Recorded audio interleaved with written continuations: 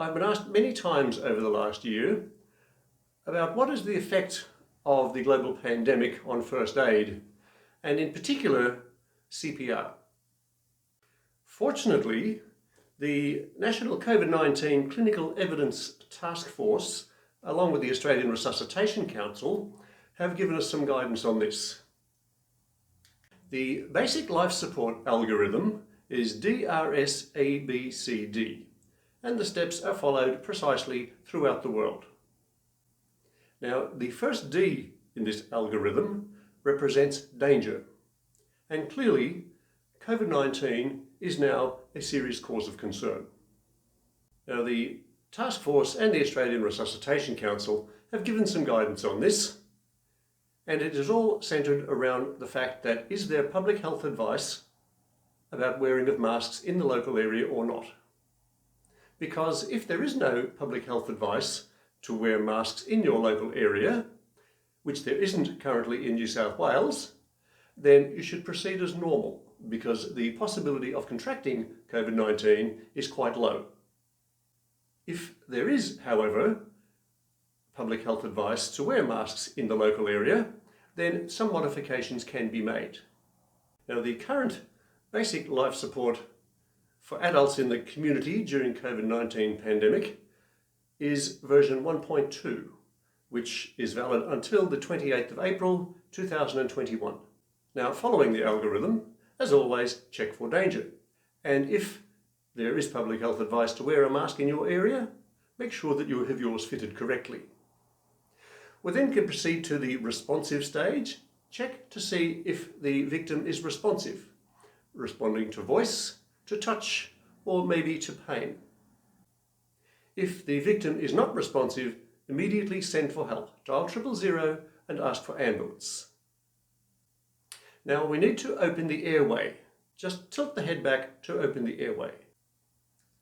We're not going to be looking and listening and feeling for breathing. That is, we're not going to put our head too close to the victim's mouth in order to listen for breathing. We can look.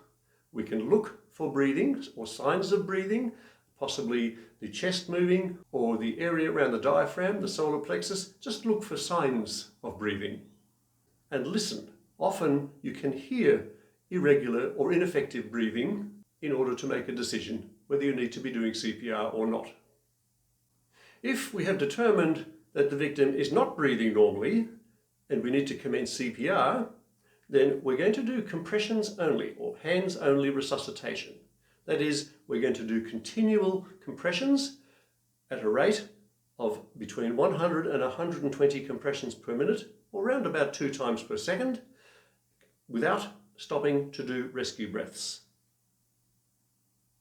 Be aware, however, when you are doing compressions, you will be forcing aerosols out of the victim's mouth. And if there happens to be viruses in those aerosols, there is a risk that you will contract something. To that end, it is recommended that you could place something such as a light cotton or a surgical mask over the victim's mouth and nose.